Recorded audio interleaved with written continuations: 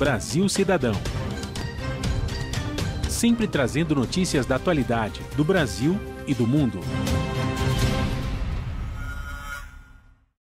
Olá, bom dia. Eu sou Joel Scala e começa agora o Brasil Cidadão, um programa do Observatório do Terceiro Setor. No programa de hoje, vamos falar sobre a crise econômica e a população em situação de rua. Apesar do aumento, os moradores em situação de rua ainda são uma população invisível para muitos brasileiros. A pandemia da Covid-19 fez saltar o número de pessoas vivendo nas ruas. Para conversar sobre o assunto, nós recebemos a professora Silvia Schor. Ela é professora do Departamento de Economia da FEA USP e coordenadora da área de pesquisa sobre habitação de interesse social na Fundação Instituto de Pesquisas Econômicas, a FIP, e da Rede Brasileira de Pesquisadores sobre População em Situação de Rua. Frei Marques, atuante no Cefas, que é a Associação Franciscana de Solidariedade, ou uma organização humanitária que atua contra a fome, a violação de direitos e inserção econômica e social. E no JPIC, Justiça, Paz e Integridade da Criação, também uma organização franciscana. A coapresentação do programa é do jornalista Frank Valverde, que também trará os destaques do site do Observatório do Terceiro Setor. E você vai conferir as notícias no mundo com a repórter Maíra Lopes, da Rádio Globo, direto de Nova York. Bom dia, Franklin. Bom dia, Joel. Bom dia, Silvia. Bom dia, Frei Marques. E bom dia a você também, que está em sintonia aqui com o Brasil Cidadão. É uma semana quente, Franklin. Em Brasília, aqui, o aumento do termômetro, se aproximando aí o final do ano, as desigualdades, o aumento na população de rua. Qual é o destaque que você faria nesta semana no programa de hoje?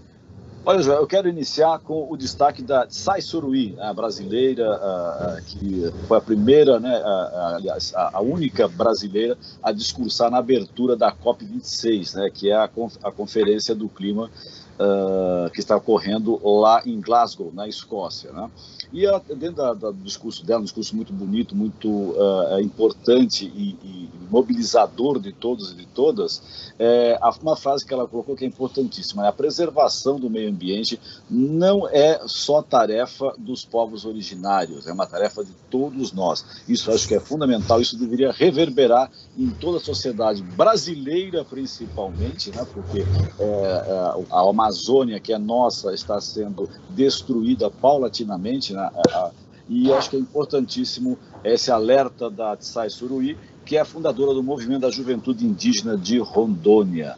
Joel? Nesse momento de regressão que o país vive, é fundamental que o campo democrático coloque na sua agenda, de uma maneira mais incisiva, a questão ambiental. É verdade. E tem também um outro destaque rapidamente, acho que hoje, terça-feira, vai ter um certo desenrolar disso, com relação à votação da PEC dos precatórios, A própria ministra do Supremo Tribunal Federal, a Rosa Weber, a pedido do ex-presidente da Câmara, o Rodrigo Maia, pediu explicações para o atual presidente, o Arthur Lira, sobre o procedimento dessa votação, porque, digamos assim, os procedimentos não seguiram, digamos, princípios democráticos, Houve um atropelamento nas regras aí, e cheira-se, tem um cheiro, não digo que sim, mas tem um cheiro de compra de votos aí pelo meio do caminho, Porque a gente pode pensar, Por que acelerar e atropelar esses ritos todos aí? E a ministra Rosa Weber, muito bem, pediu explicações disso. Acho que hoje nós vamos ter desdobramentos dessa questão da votação dos precatórios, e é mais um passa-moleque que a classe política quer dar em todo o país, Joel. Por esse motivo é que no Brasil real desconfia do Poder Legislativo, que compromete ainda mais a nossa democracia. Bom dia, professora Silvia. Bom dia, Joel. Bom dia, Franklin. Bom dia, Frei Marques. É um prazer estar aqui com vocês. Prazer é todo nosso. Bom dia, Frei Marques. Seja muito bem-vindo ao nosso programa. Salve, salve. Bom dia a todos que nos escutam, que participam desse momento de integração, daquilo que é necessário para a nossa contemporaneidade, Um abraço a todos. Paz e bem. De 2012 a 2020, a população em situação de rua cresceu 140%. chegando a quase 222 mil brasileiros em março do ano passado, e tende a aumentar com a crise econômica acentuada pela pandemia do Covid-19. O dado é do Instituto de Pesquisas Econômicas Aplicado, o IPEA, que este ano não fez uma nova pesquisa por conta do isolamento social. A análise constatou que a maioria dos moradores de rua, mais de 80%, está em municípios com mais de 100 mil habitantes, principalmente na região sudeste, com 56%.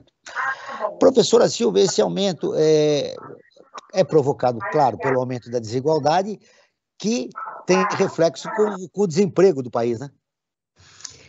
Então, Joel, certamente, a questão do aumento da população em situação de rua, em primeiro lugar, é generalizado na maior parte dos países. A população em situação de rua está crescendo na União Europeia, está crescendo no Canadá, está crescendo nos Estados Unidos e está crescendo na América Latina.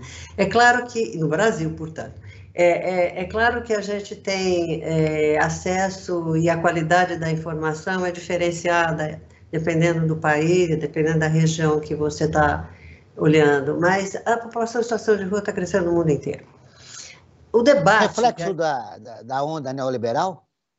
Então, o debate e a discussão a respeito dos determinantes da ida para a rua é uma história longa e complicada, porque tem-se alguns elementos que apontam numa direção, mas principalmente o que eu acho que é interessante pontuar aqui é o seguinte: até um certo tempo atrás, eu diria até 10, 15 anos atrás, no máximo, a ida para a rua era identificada com um conjunto de atributos e condições pessoais. Eram as pessoas que tinham uma trajetória de vida desastrada, vícios, etc. À medida que se avançou no entendimento dessa situação, e na medida em que o número de pessoas em situação de rua foi crescendo em muitos países, foi se fazendo uma tentativa de articular esse crescimento com os chamados fatores estruturais. E parece que agora nós estamos aí comprovando que essa dimensão que a gente chama fatores estruturais é muito forte. Nesse momento, principalmente como decorrência do que a pandemia fez e causou no mundo inteiro. Então, eu diria que o Brasil não fugiu à regra. O Brasil, certamente, pode se esperar que a população de rua tenha crescido em São Paulo, nas outras capitais e nas cidades de menor porte. Agora, o número aí já é uma coisa mais complicada. A direção a gente sabe, ou melhor, a gente espera e a gente tem um pouco mais de segurança para dizer, não, realmente cresceu. Mas quanto cresceu na cidade de São Paulo? Quanto cresceu no Brasil? Isso é uma resposta complicada, mas...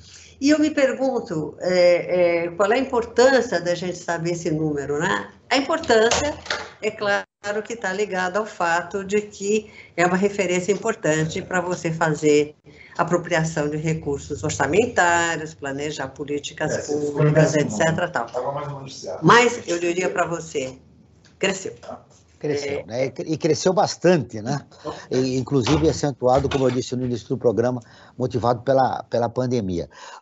Frei, Marques, o perfil, a professora Silvia falou de que era focado na pessoa humana, né? Problemas, drogas, uma certa aversão à socialização, levava o homem a ser julgado pelo ele. Agora, é o sistema, né? Que não está dando conta, né, dessas pessoas que estão na rua, principalmente nos momentos que a gente vive hoje, o desemprego provocado pela crise econômica. Seu trabalho no CEPRAS evidenciou o quê? Qual é o perfil desses novos moradores de rua? Sim, eu quero só fazer um pequeno aporte por justiça à população em situação de rua. Eu acho que alguns condicionantes que a gente atribui como pessoal nem sempre são tão pessoais assim, né? Por exemplo, uma de saúde mental que é muito recorrente na população em situação de rua são processos, às vezes, também não só isolados, eles têm a ver com relações como um todo, né? E aí a vazão desse processo também. Problemas de estrutura familiar também nem sempre é tão isolado, ele corresponde a alguns problemas que são para além da pessoalidade ali, né? Agora, qual é o perfil da população em situação de rua? É um perfil bastante amplo, que nos assusta. O primeiro perfil que nos assusta é a pessoa envelhecer na rua, né? A gente tem um perfil de muitas pessoas idosas na rua e que com saúde bastante comprometida. A gente tem agora um agravamento de mulheres na rua, com seus filhos, inclusive. Isso, sim, é muito consequência do processo pandêmico. Levar em consideração que a pandemia ela vai reestruturar não só a questão do orçamento direto, mas a conexão desse orçamento pessoal com a que requer a gestação de uma casa, de uma família e tudo mais, isso faz com que essas mulheres ficam mais vulneráveis. Leve em consideração que as pessoas que receberiam benefício da emergencial, ele tem recortes muito claros. As mulheres são as que mais sofrem nesse sentido e tem questões raciais intimamente ligadas a isso. Então, o que eu estou querendo dizer? Qual é o perfil? É um perfil que é do idoso à pessoa mais nova. Não estamos falando apenas de pessoas com problemas de drogadição, mas também com problemas de relações estruturais, sociais.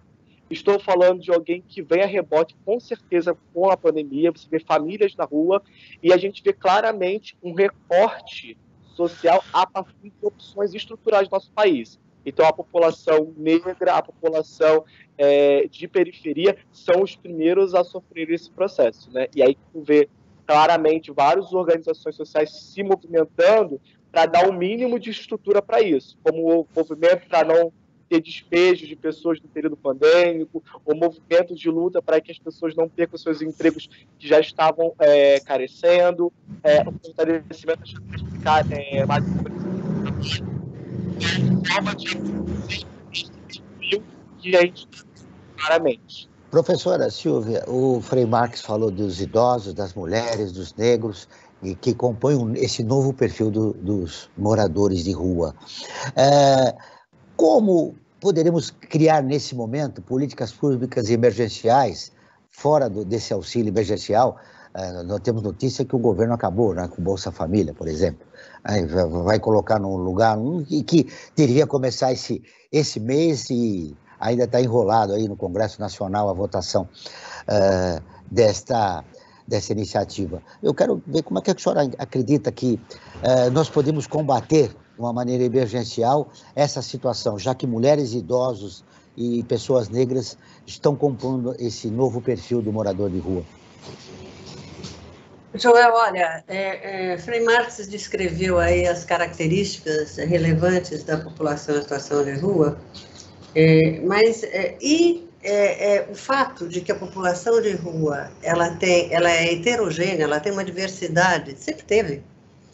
Ela tem uma diversidade, e essa diversidade ela pode ser identificada em termos de algumas dimensões.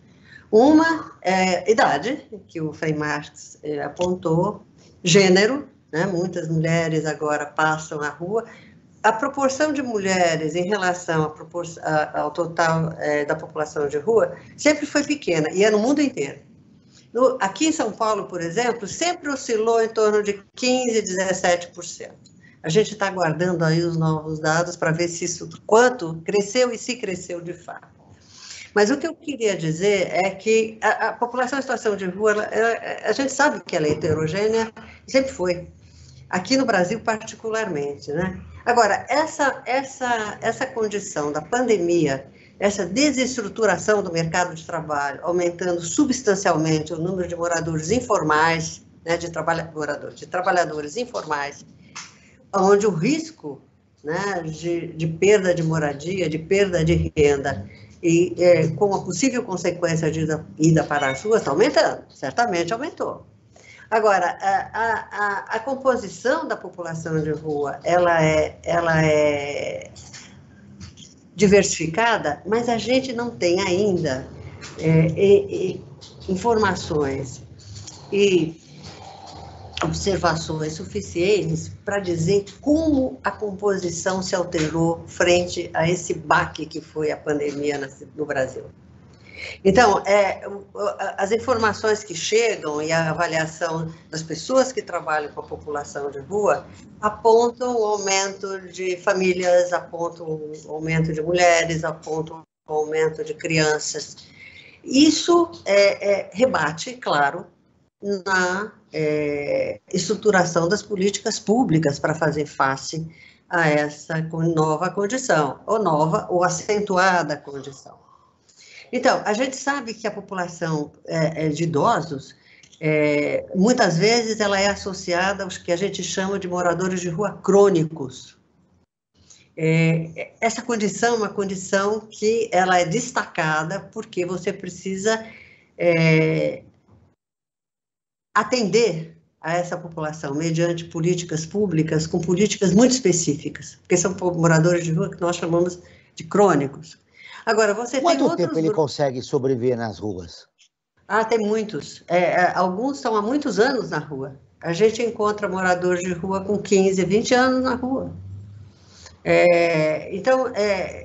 E sobrevivem. Alguns com mais idade, 60, 70, a gente encontra moradores de rua com 70 e poucos anos na rua, há muito tempo.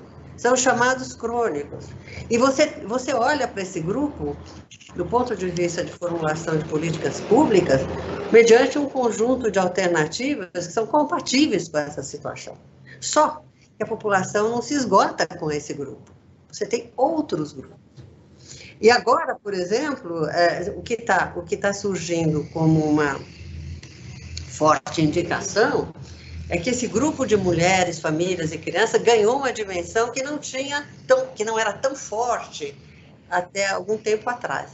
Mas eu gostaria de apontar também que tem um grupo, um subgrupo, na verdade, que precisa ser olhado com muita atenção, que são os jovens que estão chegando na rua. Esses jovens que estão chegando na rua e que, até a pandemia, o que a gente tem como resultado de pesquisas nossas é o seguinte, que, diferentemente do que muitas pessoas pensam, a população tem um grupo de pessoas que chegam às ruas e saem. E saem num tempo relativamente curto, porque se demorar muito não consegue sair. Quando eu digo tempo relativamente curto, eu ponho aí um limite de 2 anos, é o que a gente chama de moradores de rua temporários.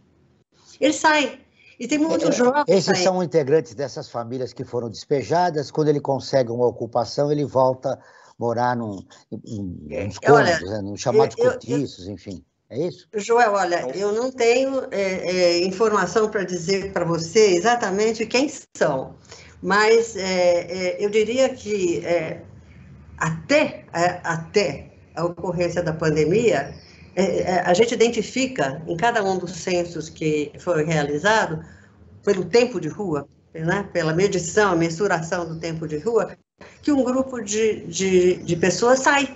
E é um número relativamente elevado, né?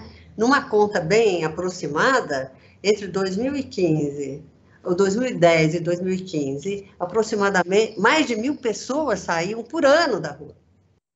Então, você precisa também ter políticas públicas que contemplem essa população, né? Que ajudem essa população a sair mais rápido, para não se tornar crônico, ou, da mesma forma, permitir que um grupo maior saia das ruas.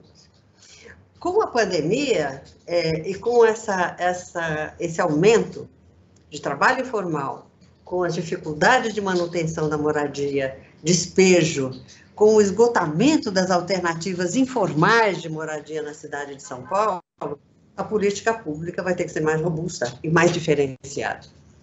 Muito bem. Vamos agora ouvir a Rádio ONU, parceira de conteúdo do Observatório do Terceiro Setor, com a matéria. O preço dos alimentos tem um aumento recorde desde julho de 2011. A Maíra Lopes, de Nova York, tem as informações. A Organização das Nações Unidas para a Alimentação e Agricultura informou sobre novo pico no preço dos alimentos que atinge o nível mais alto desde julho de 2011. Os dados publicados pela FAO, que acompanha as variações mensais nos preços internacionais das cestas de commodities alimentares, apontam uma alta de 3% em relação a setembro, subindo pelo terceiro mês consecutivo. Os números confirmam a tendência de elevação dos preços nos principais cereais. Em outubro, eles subiram 3,2%, com destaque para o trigo, que está 5% mais caro.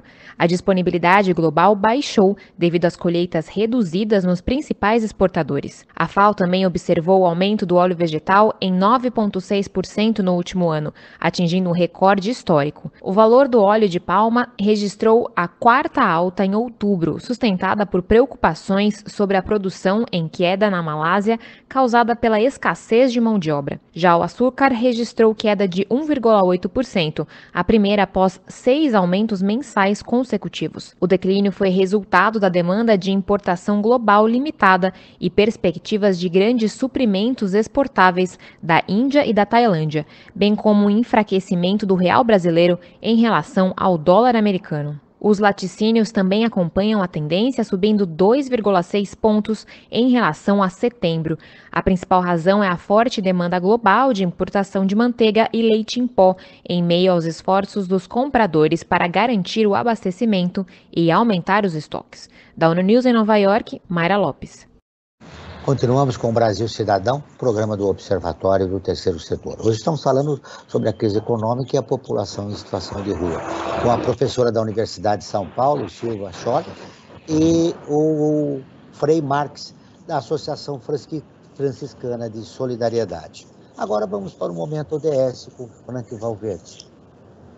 Pois é, João, vamos lá, vamos para o Momento ODS, Momento dos Objetivos de Desenvolvimento Sustentável. Hoje nós vamos destacar o item 12, que trata de tornar as cidades e os assentamentos humanos inclusivos, seguros, resilientes e sustentáveis. Segundo a ONU, até 2030, haverá em todo o mundo 41 megalópolis com mais de 10 milhões de habitantes. Porém, o ritmo atual da ocupação urbana, além de não ser inclusivo, pois nem todas as pessoas têm acesso à moradia, é extremamente desorganizado.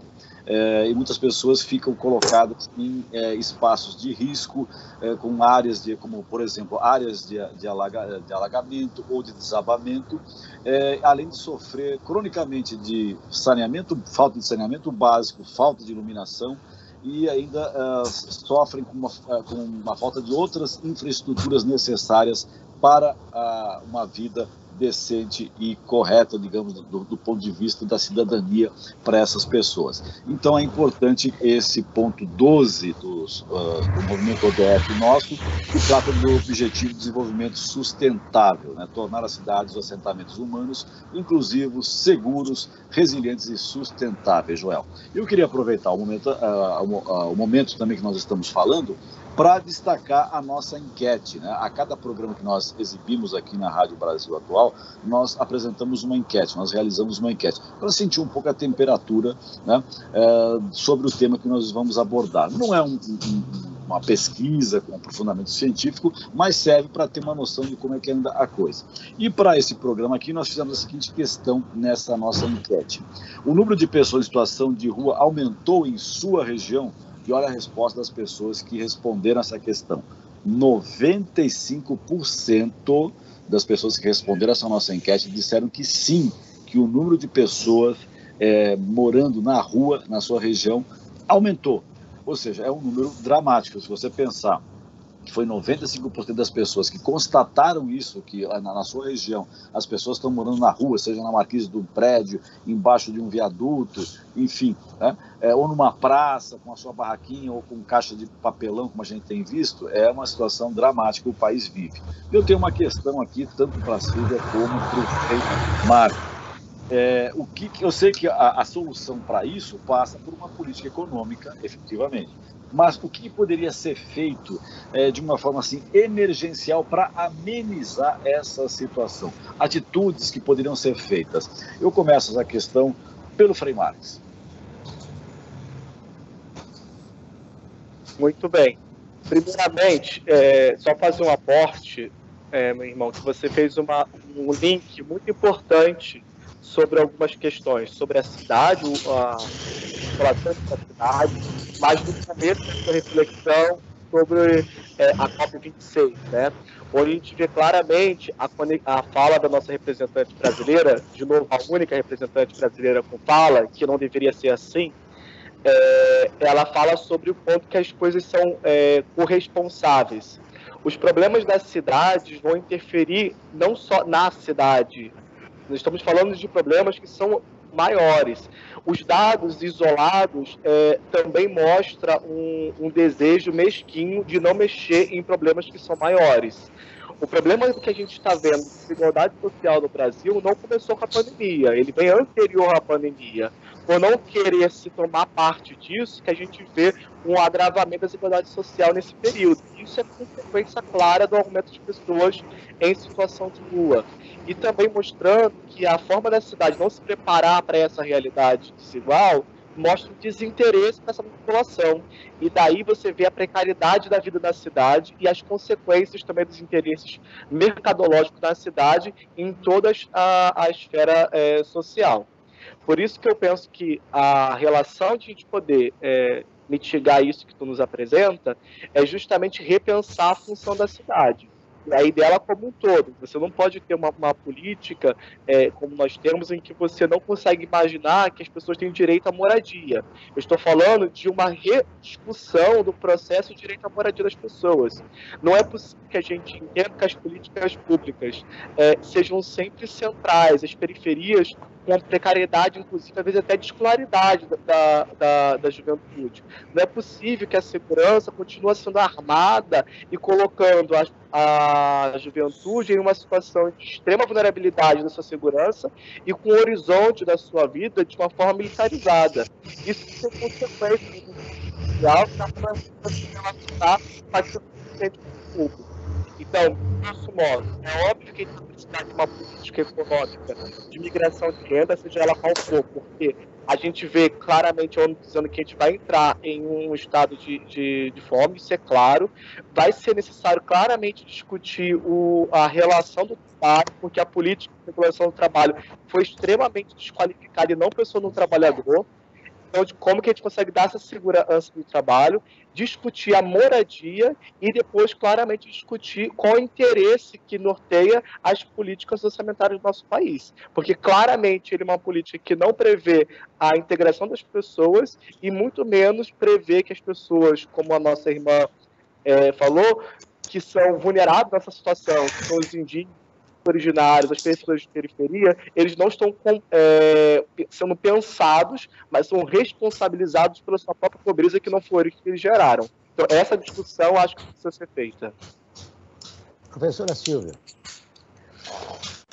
Então, pegando aí carona em algumas afirmações do Frei Marx, eu diria o seguinte: realmente, a questão da desigualdade no Brasil é sobejamente conhecida, nós temos um índice de Gini vergonhoso, mas eu queria pontuar a relação que existe entre desigualdade e pobreza. Claro que as duas coisas podem ser faces da mesma moeda. Você pode ter um país com uma forte desigualdade, mas a renda dos estratos mais baixos não ser exatamente o que é no Brasil. Então, claro que quanto mais desigual o país, quanto mais aumenta a chance de você ter grupos com pobreza. O que eu diria é que hoje a situação que se configura no Brasil, certamente a desigualdade é o pano de fundo, até porque eu dou um curso na FEA sobre desigualdade e pobreza, então aí eu posso falar com um pouco mais de segurança.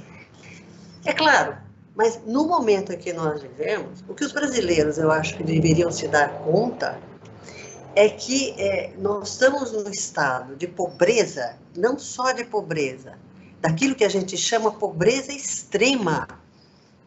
Não é só pobreza, porque pobreza é uma condição em que você não tem recursos para atingir um consumo definido, digamos assim, por uma linha de pobreza. Mas A extrema pobreza, as famílias e as pessoas não têm recursos para comer.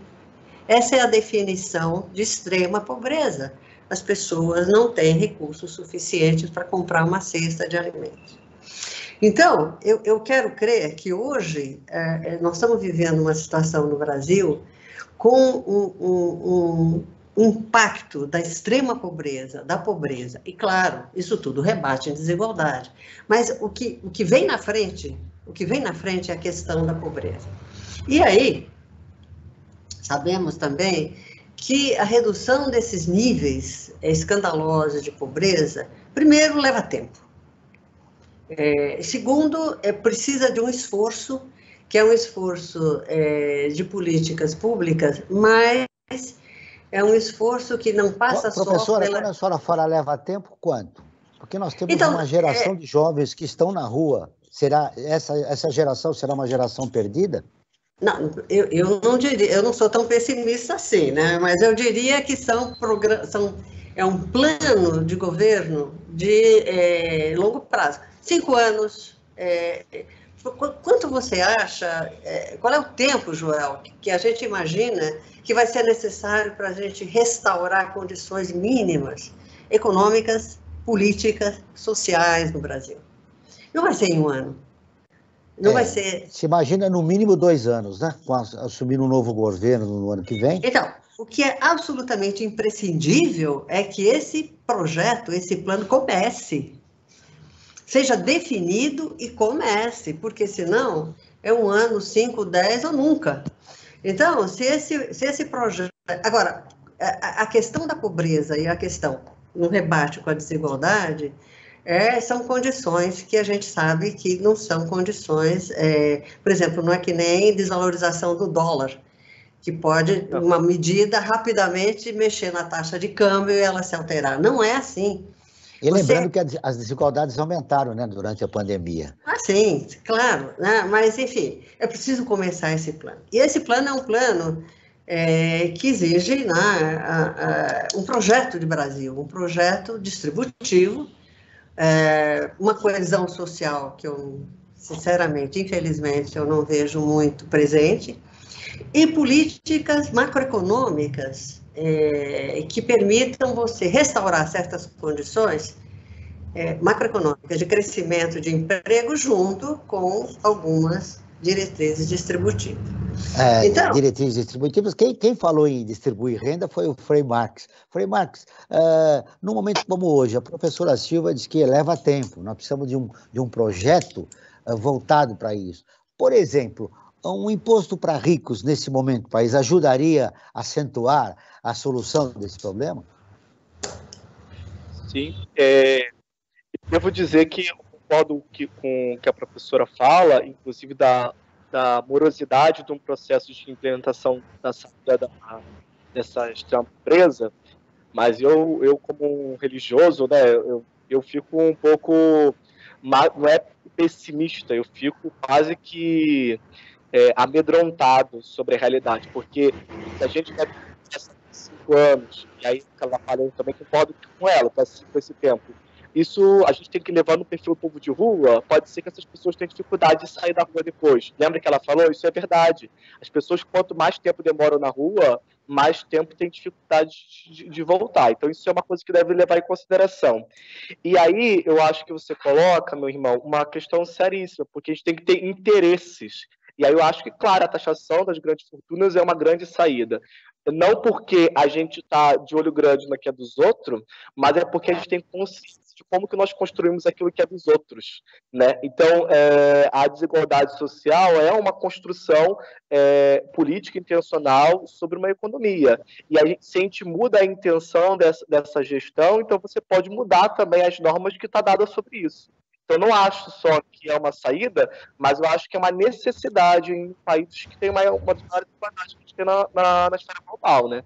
Antes de ouvir novamente a professora Silvia e o Franklin com as suas perguntas, o Frei Beto, uma característica do morador de rua é o preconceito que ele sofre da sociedade. Agora, com a pandemia, parte da população que desconhecia o Brasil real se tornou solidária. né? Essa solidariedade, a gente não sabe se ela vai permanecer no pós-pandemia, né? A gente torce para que permaneça. Essa abertura que parte da sociedade deu em relação à sua solidariedade ao morador de rua, você sentiu pelo seu trabalho no CEPAS que começou uma diminuição do preconceito ou ainda ele permanece em relação ao morador de rua?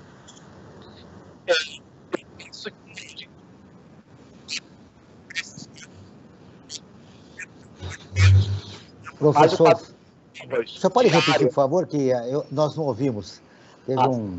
Eu posso dizer que sim, a sensibilidade é muito clara. Só de pensar que nós atendemos mais de 4.000 pessoas ao dia no centro de São Paulo, significa que existe um grande número de pessoas voluntárias nos ajudando, e elas relatam que essas experiências de corpo a corpo teriam facilitado compreender as coisas maiores. Mas agora, ainda eu fico pensando se a gente não criou não só uma falta de preconceito da pessoa em situação de rua, mas se nós criamos um sentimento forte da pandemia e a consequência a eles. Por que eu estou falando isso? Porque será que a gente perdeu o medo da pessoa em situação de rua que está mendigando a porta do veículo, que a gente está fechado com ar-condicionado? Será que a gente entendeu a diferença do que significa ser LGBT na Rede Globo e você ser LGBT na rua?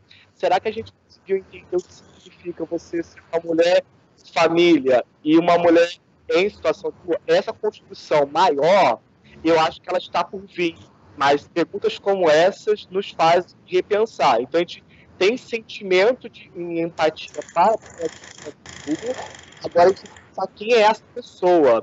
E aí não só essa pessoa, mas ela nesse tecido social, nessa construção que nos foi dada.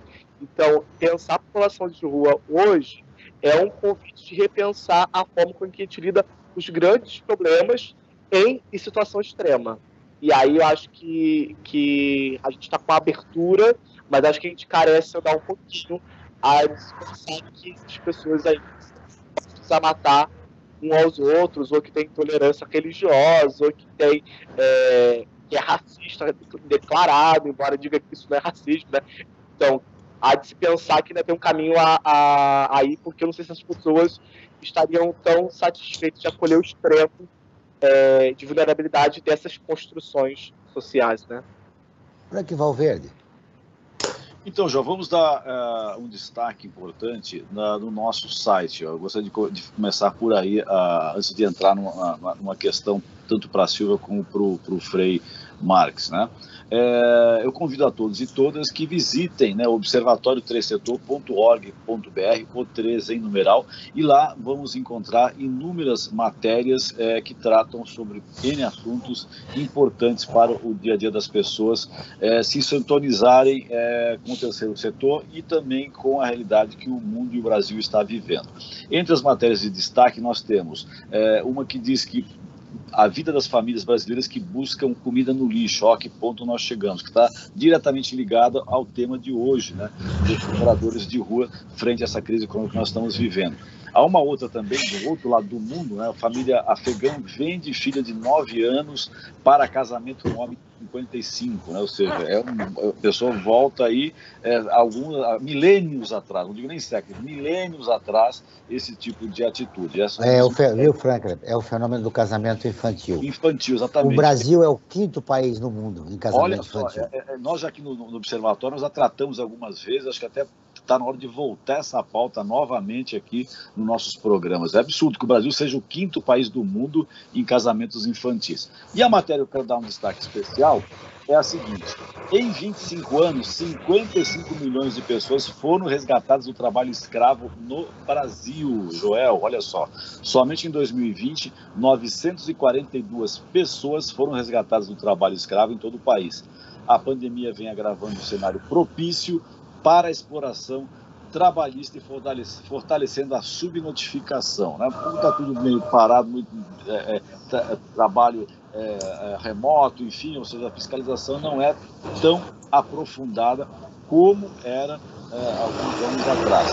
Essa matéria foi escrita pela Mariana Lima e que mostra que aqui numa fazenda em São Paulo, no interior de São Paulo, uma fazenda de laranjas, né, se verificou essa violação, né, desse direito básico do cidadão, que as pessoas trabalhavam sem banheiro, com pagamento de equipamentos de segurança e com mais diversas dívidas do trabalho delas. A pessoa devia mais do que ganhava, era uma coisa absurda o que acontecia. E a Auditoria Fiscal do Trabalho conseguiu resgatar um grupo de 18 trabalhadores que viviam nessa situação análoga à escravidão, Joel.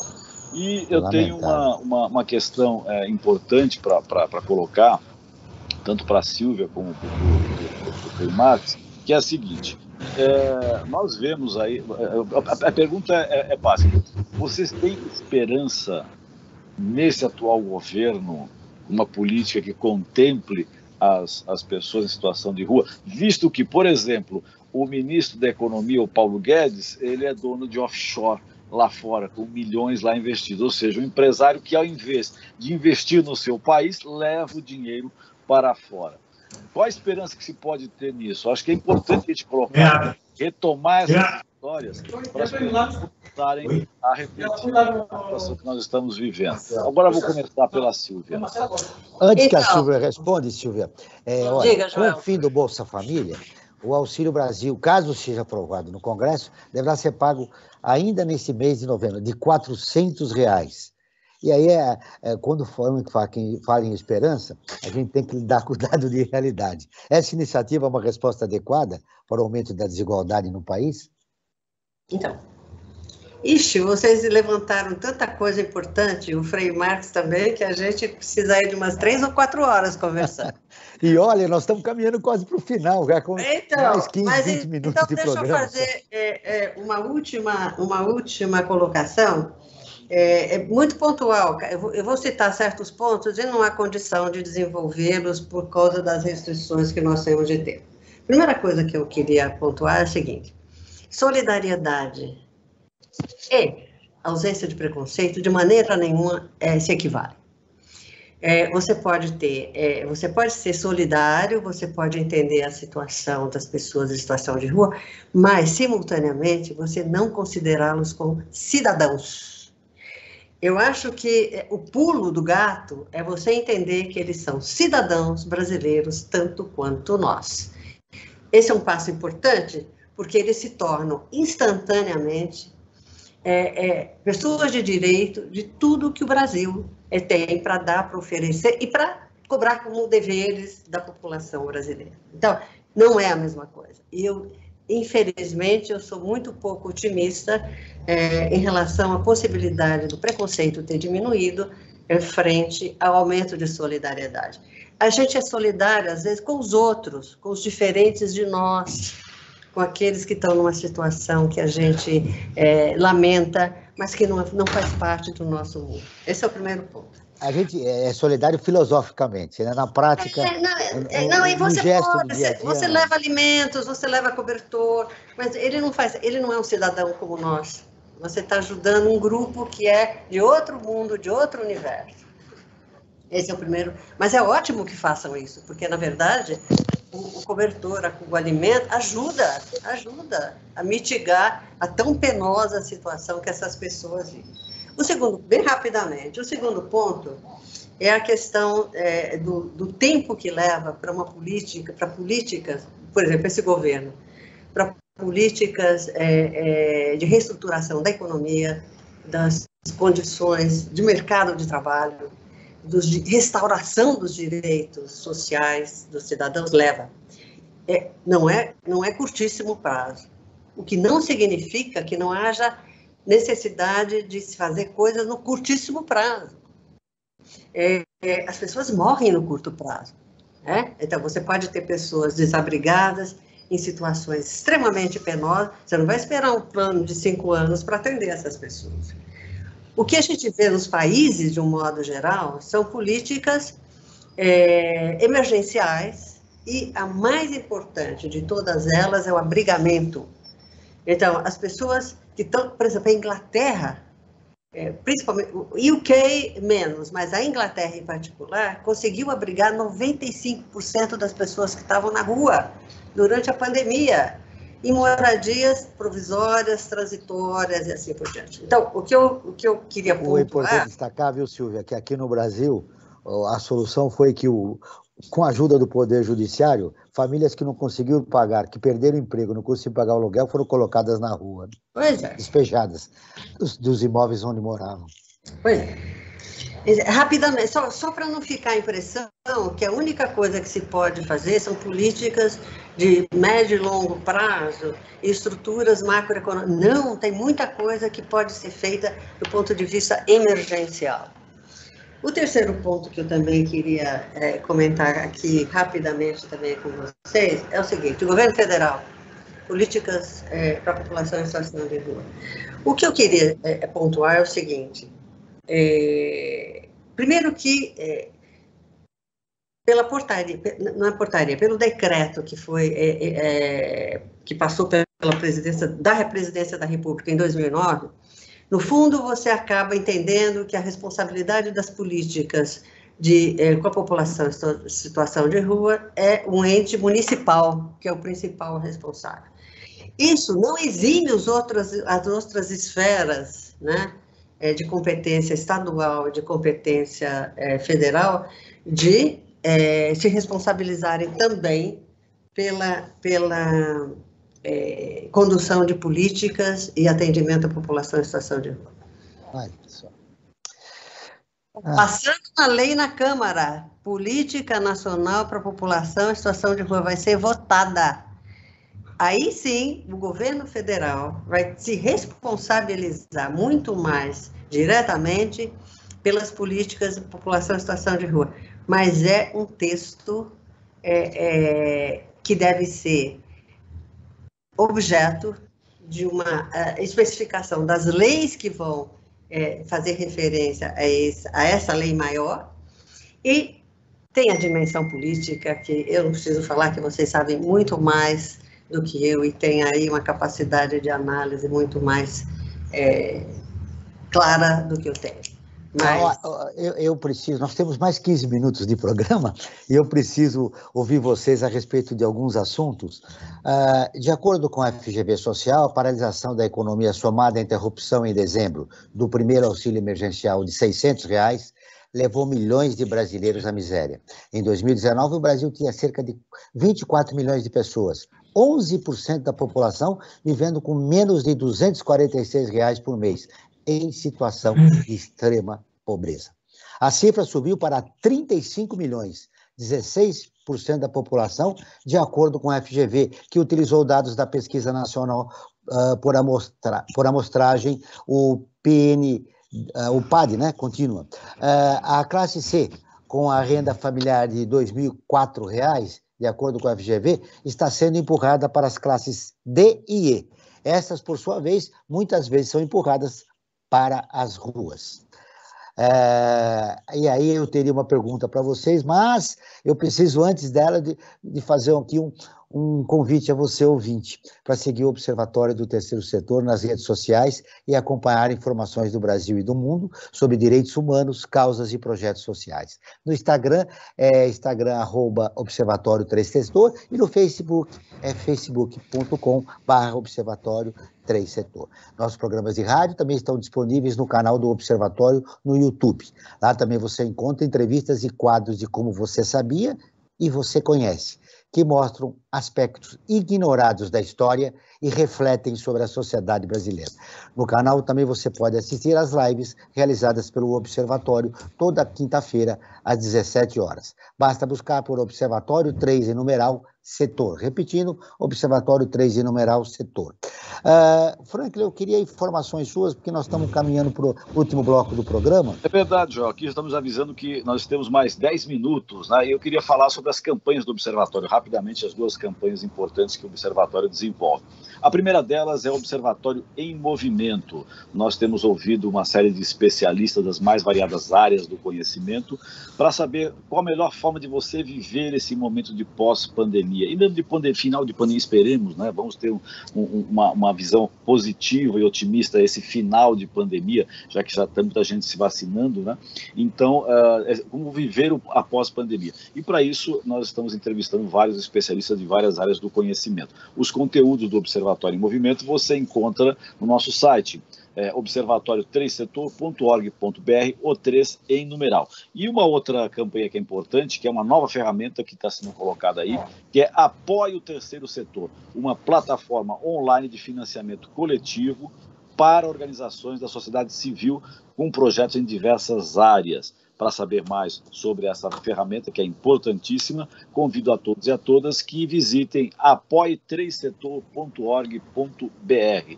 Esse 3 também em numeral, Joel. Muito bem.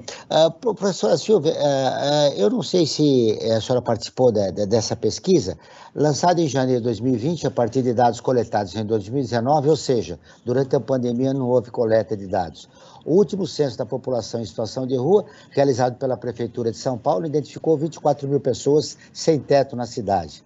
A maioria era negra, 69%, e 85% eram homens. Hoje, São Paulo tem mais de 66 mil que vivem em situação de rua na capital paulista. É o que estima o Movimento Estadual de População em Situação de Rua de São Paulo, e que está atendendo essa população no centro da cidade.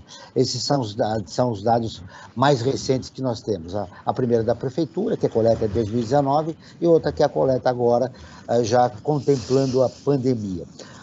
Eu queria falar com os nossos dois convidados. O mais importante vocês gostariam de deixar registrado a respeito do tema do nosso programa, crise econômica e população de rua, que é importante o nosso ouvinte saber. Eu começo com você, Frei Beto. Desculpe, Frei Marques. Ato falho, meu. Muito bem, tá bom. Um dia chego lá, né? Eu gostaria de levar em consideração, salientar uma fala da professora quando ela fala sobre extrema pobreza. Ela fez esse destaque que a gente não está falando só de pobreza, está falando de extrema pobreza, né? Insegurança alimentar absurda no país. Tem que levar em consideração que a gente produz tantos alimentos, nós não temos uma política nacional de fortalecimento do nosso alimento, né, de segurança alimentar e tudo mais, que dê conta da nossa realidade. E aí, então, a gente vê uma consequência clara de uma coisa com a outra. Então, isso que eu gostaria de deixar claro. Nós não estamos falando só de uma pobreza, estamos falando de extrema pobreza, né? A segunda coisa que eu gostaria de deixar claro, eu queria responder a pergunta aqui, se o atual governo tem condições. Eu fico, assim, desnorteado, assim, sabe? Porque eu entendo o espaço da professora, mas eu também, enquanto ativista social, devo te dizer que eu tenho total descrença de que esse atual governo possa fazer alguma coisa. Não porque eu também não sei também se outras pessoas que estão na corrida eleitoral também são capazes também, né? Eu devo dizer isso, né? E aí isso me mostra que a gente me coloca aqui como um religioso que trabalha diariamente com a população em situação de rua para dizer o seguinte: boa gente,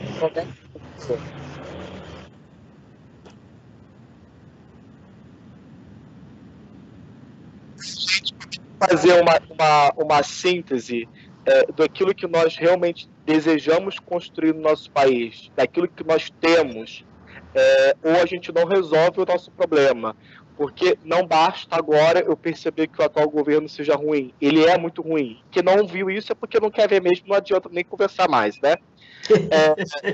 Agora, o que me interessa é entender e aí isso tem a ver com o que a professora colocou, quais são as coisas que eu tenho interesse para mudar sobre qualquer prerrogativa de representação pública.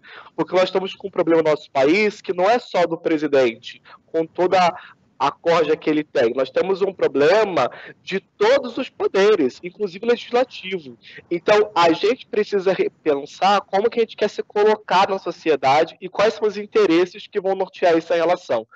Então, essa relação é preciso ser feita, e aí se você é uma pessoa de crença, se você é uma pessoa de boa vontade, então comece a colocar isso no papel, e a consequência meus anjos, nós não estamos falando de um probleminha pequeno, estamos falando de pessoas em extrema pobreza e um problema socioambiental catastrófico, que aí a previsão do IPCC é que até 2100 temos problemas seríssimos. E aí a gente não vai responder esse problema de agora e vamos ter problemas seríssimos, né?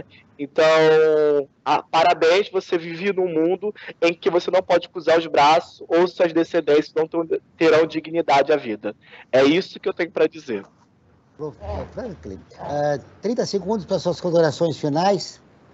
Eu, de uma certa forma, vou parafrasear um pouco a Tsai Soruí, né, quando ela fala da questão da responsabilidade dos povos originários com relação à preservação da Amazônia, que não é só deles, é de todos nós. Eu acho que essa questão da miséria extrema também não é um problema só do Estado, não. É um problema de todos nós também, que tem que passar pela conscientização da forma como esses nossos compatriotas estão vivendo neste momento. Professora Silvia, como a senhora disse, é um tema para várias horas, voltaremos a falar no assunto, mas agora a senhora tem 1 minuto e meio para suas considerações finais. Eu diria o seguinte, as minhas considerações finais são o seguinte: primeiro, não é para perguntar o que esse governo pode fazer, é para perguntar o que nós podemos fazer em relação a esse governo. É inacreditável que o brasileiro, que nós brasileiros, cidadãos, não tenhamos nenhum movimento, não se faça nada em relação ao governo que aí está. Esse é o primeiro ponto. E eu diria também que população em situação de rua é um grupo absolutamente, é o extremo, é o limite extremo da pobreza e da desigualdade, mas não é o único. Então, eu diria que o entendimento do que fazer com a situação de rua passa pelo entendimento do que fazer com a questão distributiva no Brasil. O Brasil Cidadão está terminando. Eu agradeço à professora Silvia Schor e ao Frei Marques, atuante no Cefras, Associação Franciscana de Solidariedade. Esse programa foi produzido pela equipe do Observatório do Terceiro Setor. Na próxima quinta-feira, acompanhe o nosso programa Brasil ODS. Na pauta do programa, consumo e produção responsáveis, não perca. E ficamos por aqui com o poeta, a poesia do ex-morador de rua Eugênio Ramos Janete, de 68 anos. O poema faz parte do livro Zou Sobreviver. Sou só eu, um bicho espantadiço. Não faço mal a ninguém. Não tenha medo, sou só eu. Não vês meus olhos caninos suplicando compaixão. Até o próximo programa. Ficamos por aqui com Brasil Cidadão, um programa do Observatório do Terceiro Setor, sempre trazendo notícias da atualidade, do Brasil e do mundo.